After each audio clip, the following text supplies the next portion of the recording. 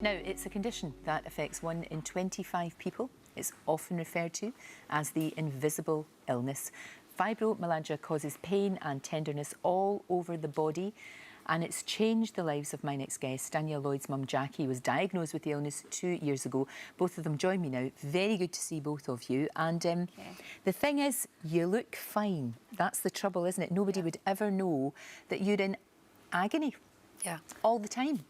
Constantly. Oh, it must be awful. When did this start? When did it all start out for you? Well, my body started to change about 6 years ago. Right. So I just assumed it was the menopause because I was getting aches and pains and things like that, and obviously flushes and things, and I just thought, oh, well, it's the menopause.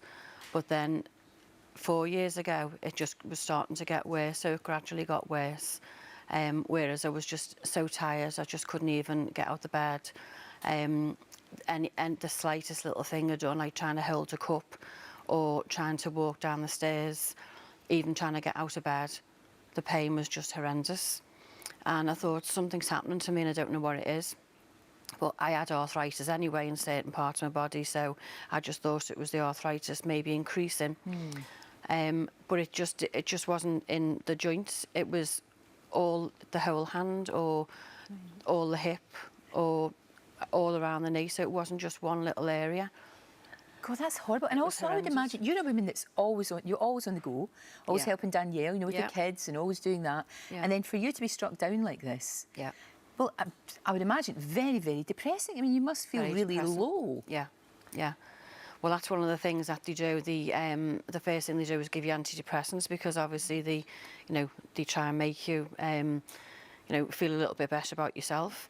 But just to keep giving people tablets all the time isn't the answer. I mean, I've been to see numerous doctors, and none of them said, oh, you've got fibromyalgia, until I went 2 years ago to see a rheumatologist.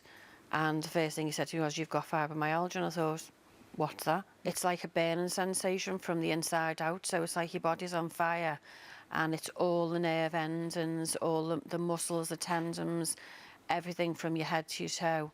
Just absolutely awful, horrendous. Jackie. What can they do for you, apart from giving you antidepressants? I mean, I've had every tablet under the sun. I've been on morphine, I've been on gabapentin, pregabalin, I've been on Lyrica, I've been on every tramadol, but nothing takes that pain away. God, that's terrible. And what have the doctors said to you? I mean, what's the outlook? Nothing. They they can't. I don't think they know enough about the illness. So really, obviously today we're just trying to raise awareness and try and get as much help as possible. So, and it doesn't just affect women, it does affect 10% of men as well. Right. And children. And juvenile, usually teenagers around 13, 14 start with it as well. So it's just, and it's not classed as a disability, but you can't do anything at all. Well, obviously you can't do. I mean, you were saying sometimes you've got to lie in bed all day. I can't. Some days I can't even get out of bed. And that must be so frustrating. I mean, especially you've seen Danielle. Baby's due when? In about 5 or 6 weeks. 5 or 6 weeks due, and obviously in previous times your mum would have been there. And I know you will be. Of course you will be there for, but you can't do as much. Probably more in spirit than in body. Which again is really, really frustrating. It's really hard. Well, I know, as Danielle was saying about the boys, the door opened one day and George came in. I felt the quilts getting lifted off, and I felt these little kisses all over my legs and my arms and that. And he said, Nanny, I'm just kissing your pain away. And it's just heartbreaking. Sure, I mean, I would have burst into tears. It's heartbreaking. Kids are so lovely, aren't they? They really are. But we need these signatures from the petition to help try and get us into Parliament and at least get it heard more.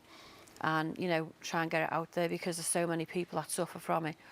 And so if people want to get in touch, we'll put it all on our website, all the details of the petition, so that people can actually help. Because I know this, I mean, it's affecting so many people, and I know there'll be people watching at home. It takes your life away. I mean, I just feel now as though, like, I haven't got control of my life anymore.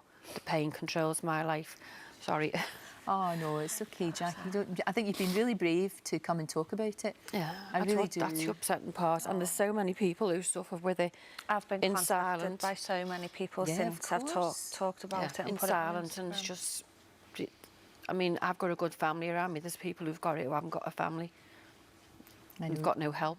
Well, you've been amazing coming on today and talking about this. Thank you. I can't imagine what Thank it you must for be. having us. No, I can't imagine what it must be like for you. And I know in a way maybe the roles have reversed ever so slightly, that you're taking care of your mum, but that's the way things happen. I'll always be there for her. Of course you will. Well, listen, good luck with the baby. Thank you Hope so everything much. goes really well, and I know that you will be there. You'll be there, and you know, you're always I will there. be there, but of course. I won't be able to help as much, but I will be there.